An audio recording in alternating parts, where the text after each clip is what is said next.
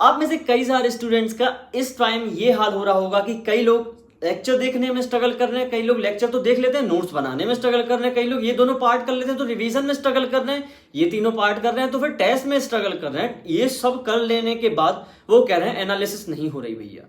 तो इस वीडियो में टेस्ट एनालिसिस के ऊपर पूरा बताने वाला हूं। और हाँ, वीडियो के मिड टू एंड में आपको एक बहुत ज्यादा जरूरी, जो आपके लिए बहुत ज्यादा हेल्पफुल रहेगी, वो बात बताऊंगा। भैया बाकी सब टॉपिक को कब कवर करोगे, तो इस पर वीडियो आते जाएंगे, लेकिन मेन है टेस्ट एनालिसिस। क्यों?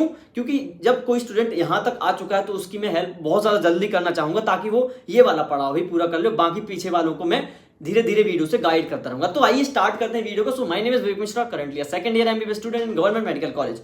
तो आइए टेस्ट एनालिसिस के ऊपर जल्दी से बात करें। सबसे पहले वीडियो अगर आप दोपहर के टाइम देख रहे हो, जब भी देख रहे हो, यदि पॉसिबल हो तो वीडियो बंद करके पहले सबसे पहले कॉपी लेकर आओ। मजाक कर रहा हूं, वीडियो को एंड कर लो। उसके बाद आपको एक नोटबुक लानी है जो होगी सिर्फ और सिर्फ टेस्ट एनालिसिस के ऊपर। प्रैक्टिस शीट पीवाईक्यू की अलग से कॉपी लो जिसमें आप गलती को नोट करो, लेकिन टेस्ट एनालिसिस की कॉपी अलग होनी चाहिए। तो मैं ऐसा मान के चलता हूं आपने कॉपी खरीद लिया। अब आते हैं मेन टॉपिक कि आपने टेस्ट मान लो आज दे दिया है, तो एनालिसिस कब करनी है? तो भाई एनालिसिस आज ही करनी है। इससे क्या होगा, आपको जो आपने गलतियां की हैं वो याद रहेंगी। आप अगर 2 दिन बाद करोगे आप 50% मिस्टेक्स भूल चुके होंगे। तो आइए स्टार्ट करते हैं आपको कैसे एनालाइज करना है। मान लो आपने आज टेस्ट दिया, उसमें आपसे कई सारे क्वेश्चन गलत हुए, कई सारे स्किप हो गए, कई ऐसे थे बन गए, कई तुक्के लगा के बन गए। क्या होता है, कभी कभी तुक्का काम कर जाता है। कई बार ऐसा था कि ए भी हमें पता था डेफिनेटली ये नहीं है, और सी डी में कंफ्यूजन थी, लेकिन हमने सी लगा दिया और वो सही हो गया। किस्मत खराब थी, सी लगाया और गलत हो गया। ये वाले पॉइंट भी डिस्कस करेंगे। तो आपने सबसे पहले 3 कॉलम बना लेने हैं। आपको मैं लास्ट में यहाँ पे एक पेज शो कर दूंगा, उसको आपको स्क्रीनशॉट ले लेना है, उसी को रेफरेंस लेना है, एज इट इज कॉपी नहीं करना है। उससे आप रेफरेंस लोगे, हाँ ऐसे नोट डाउन करनी है चीजें। आपने बायोलॉजी या बॉटनी जूलॉजी, इसको 2 पार्ट में डिवाइड कर दो, या फिजिक्स या केमिस्ट्री।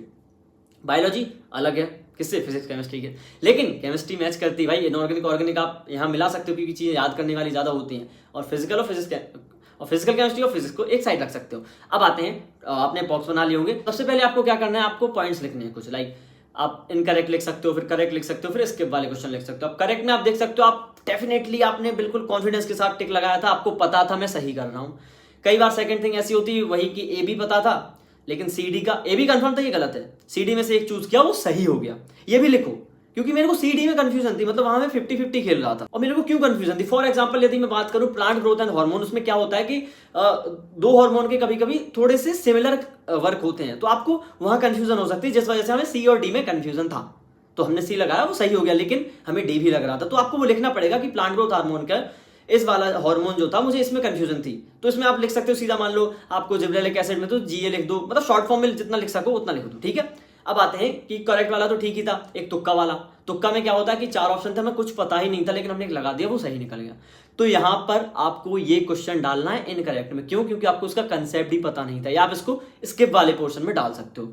आपको सब ईमानदारी से लिखना है, ऑनेस्टी के साथ। ये कॉपी सिर्फ आप देख रहे होगे, ठीक है, आप ही एनालाइज कर रहे होगे। अब इनकरेक्ट में आते हैं। इनकरेक्ट में क्या होता है, वही एक तो ये केस उसमें भी आएगा, ए भी सही था, लाइक ए भी पता था बिल्कुल नहीं है, सी डी में से अपन एक कंफ्यूज थे, तो उसमें भी वही प्लांट ग्रोथ हार्मोन वाला एग्जांपल आ जाएगा, ठीक है। लेकिन एक होता है इनकरेक्ट, लाइक पता ही नहीं था लेकिन हमने रिस्क लेकर खेल लिया, गलत हो गया। अब बिल्कुल एक, क्योंकि पता नहीं था, एक वो तो स्किप में आ जाएगा, लेकिन एक पता नहीं था लेकिन हम गलती से खेल गए कि हाँ भाई जो होगा देखा जाएगा। ये फैक्टर तुक्के में भी काम करता है, कई बार किस्मत खराब होती है तो ये तब गलत हो जाता है। तो इसमें इनकरेक्ट वाला तो मैं बोलूंगा एकदम रट लो, क्योंकि स्किप वाला तो फिर भी चल जाएगा, इसके वाले माइनस मार्किंग थोड़ी होगी एग्जाम में। इनकरेक्ट वाला ये है कि आपने वो पार्ट पढ़ा था, आपको लग रहा था मैं ये कर लूंगा क्वेश्चन, लेकिन नहीं बना। क्यों नहीं बना? Due to lack of revision, या फिर कॉन्सेप्ट में क्लैरिटी नहीं थी, हमने तो अटेम्प्ट कर लिया बस। तो इनकरेक्ट वाले को सबसे ज्यादा हाईलाइट रखो। मैं तो कह रहा हूं पहले पॉइंट पर इसी को लिखो। अब आते हैं स्किप में। स्किप हम कब करते हैं, या तो आउट ऑफ एनसीईआरटी क्वेश्चन हो, या तो फिर ऐसा हो बहुत ज्यादा हाई लेवल का क्वेश्चन आ गया हो कोई, मतलब ऐसा कि आपको डेफिनेटली आपको पता हो, आपके टीचर को पता हो ये आ ही नहीं सकता हो, आपके टीचर ने आपको पढ़ाया ही नहीं है ना। भले ही 2025 का पेपर टफ आया, लेकिन वो तब भी आपके टीचर ने वो चीज नहीं पढ़ाई, तो वो डेफिनेटली नहीं आने वाली, तो उसको स्किप कर रहे होंगे। तो उसको ऑब्वियस आपने स्किप करके बहुत अच्छा डिसीजन लिया, आपने कोई तुक्का नहीं लगाया, वरना आप माइनस में जा सकते। सेकंड थिंग, कॉन्सेप्ट क्लियरिटी नहीं थी, पता था कि ये क्वेश्चन गलत हो सकता है, तो हमने स्किप कर दिया रेदर देन कि नेगेटिव मार्क्स आए। तो ये अच्छा डिसीजन भी था, लेकिन अब आपको ध्यान देना है इनकरेक्ट और स्किप वाले में। यहां आप बहुत अच्छे से पढ़ रहे होगे, साथ में तुक्के वाले जो कर किए हैं वो भी आप इन्हीं 2 पॉइंट्स के नीचे लिखना। आपको सिर्फ किसको एनालाइज नहीं करना है, जो करेक्ट थे आपको 4 ऑप्शन में डेफिनेटली पता था ये नहीं होने वाला आंसर, तो सिर्फ उसको नहीं पढ़ना, बाकी जितने भी क्वेश्चन तुक्के लगाए थे, BC में कंफ्यूजन था, CD में कंफ्यूजन था, या फिर स्किप कर दिया, या फिर बिल्कुल ही मतलब ऐसा तुक्का लगाया कि भाई अक्कड़ बक्कड़ बम्बे हो टाइप, तो वो बिल्कुल ऐसे रखने हैं कि भाई ये बिना रिवाइज करे मैं नेक्स्ट में जा ही नहीं सकता। अब कई लोग बोलेंगे भाई हमारे लिए तो बहुत ज्यादा कॉम्प्लिकेटेड हो गई चीजें, मुझे कुछ समझ नहीं आ रहा, आप तो बिल्कुल आप ही कर दो मेरी एनालिसिस। कई लोगों के DM आते हैं, भाई पॉसिबल ही नहीं है, मुझे क्या पता तुम्हारा कौन सा पोर्शन गलत हो रहा है, मतलब मैं एक व्यक्ति की ढंग से ना कर पाऊं, मैं खुद इतना बिजी रहता हूं। मैं जैसे वीडियो रिकॉर्ड करने से पहले थोड़ा एनालाइज कर रहा था चीजों को, अपने टॉपिक को पढ़ रहा था कि टेस्ट एनालिसिस के ऊपर क्या क्या पॉइंट ऐड कर सकते हैं, तो मुझे कुछ ऐसी चीज देखने को नहीं, लाइक एक टेस्ट सीरीज जिससे नीट 2025 में 95% क्वेश्चंस आए हैं, एज इट इज नहीं आए हैं, लेकिन यदि आपसे उस टेस्ट के क्वेश्चन बनते तो आपसे नीट के क्वेश्चन बन जाते। भैया क्या झूठ बोल रहे हो? झूठ नहीं बोल रहा हूं, आप इसमें खुद जाकर चेक कर सकते हो। 96%, 95 नहीं 96%, आप इसको जैसे ही टैप करोगे आपको देखना बायोलॉजी प्रूफ, ठीक है, आप गए, आपको एक तो बायोलॉजी का क्वेश्चन दिखेगा, तो रेड लाइन के नीचे येलो लाइन होगी, जैसे ही आप उसको टैप करोगे आपके सामने आ जाएगा कि ये क्वेश्चन आया है। इस पर विश्वास नहीं हो रहा, चलो केमिस्ट्री को ओपन करते हैं, केमिस्ट्री का प्रूफ देखते हैं। तो केमिस्ट्री के प्रूफ में भी सेम आपको देखना है, नीचे स्क्रॉल करना है, आपने क्वेश्चन देखा, नीट में ही आया था, आपने येलो वाली लाइन को टैप करना है, देखो रिलेटेड क्वेश्चन मिलेगा। भाई लिटरली इससे क्वेश्चन आए हैं, रिलेटेड होके आए हैं, कुछ एज इट इज भी आए हैं। भैया ये तो ठीक है, लेकिन आप तो टेस्ट एनालिसिस की बात कर रहे थे ना, तो इसकी जो ब्रह्मास्त्र टेस्ट सीरीज है उसमें आपको एक बहुत बेहतरीन फीचर मिलता है, आपको इसमें मिलता है मिस्टेक बुक ट्रैकर। इसमें क्या होता है, मैंने तो जस्ट ये नॉर्मल टेस्ट अटेम्प्ट किया था, सारे स्किप कर दिए, मान लो मैंने इसमें एक भी अटेम्प्ट नहीं किया, तो देखना यहाँ पे दिखा है wrong question, unattempted question and correct. अब अनअटेम्प्ट मैंने तो एक भी नहीं किए, मान लो मैंने 91 वाला क्वेश्चन खोला, अब देखो इसमें पूरा आ गया, ये क्वेश्चन आ गया, अब इसका करेक्ट आंसर आ गया। अब मान लो आपने ये क्वेश्चन गलत किया था, यानी ये आपके रॉन्ग आंसर में था, तो अब इसमें आप क्या कर सकते हो, क्योंकि आपको याद रहे कि आपने गलती कैसे की, तो आप इसमें एक नोट ऐड कर सकते हो। लाइक मान लो आपको कंसेप्ट नहीं आता था, फिजिक्स की बात करें तो आपको फॉर्मूला नहीं आ रहा था, लेकिन हो सकता है आपको, चलो ये प्लांट किंगडम क्वेश्चन, तो आप एग्जाम्पल में कंफ्यूज हो गए तो लिख दो कंफ्यूज इन एग्जाम्पल, ठीक है। अब जब भी आप नेक्स्ट टेस्ट देने जाओगे तो इसको देख के ही जाना।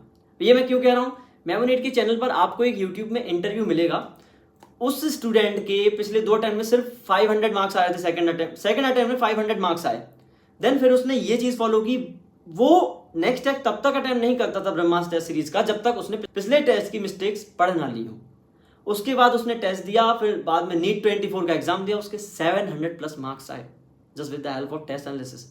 इसलिए मैं आपसे बोल रहा हूं। और आप में से कई लोग बोलेंगे भैया हम टेस्ट सीरीज कैसे लगा सकते हैं, हम तो 12th के साथ स्कूल भी जाते हैं, 12th में लेकिन हम सेल्फ स्टडी कर रहे हैं, हम ड्रॉपर हैं, लेकिन हमने कोई भी ऑनलाइन बैच, हमने कोई भी इंस्टीट्यूट ज्वाइन नहीं कर रखा, तो सेल्फ स्टडी करते हैं। या फिर आप बोलोगे हम तो ड्रॉपर हैं और हमने बैच भी ज्वाइन कर रखा है, हम वो कैसे फॉलो करेंगे।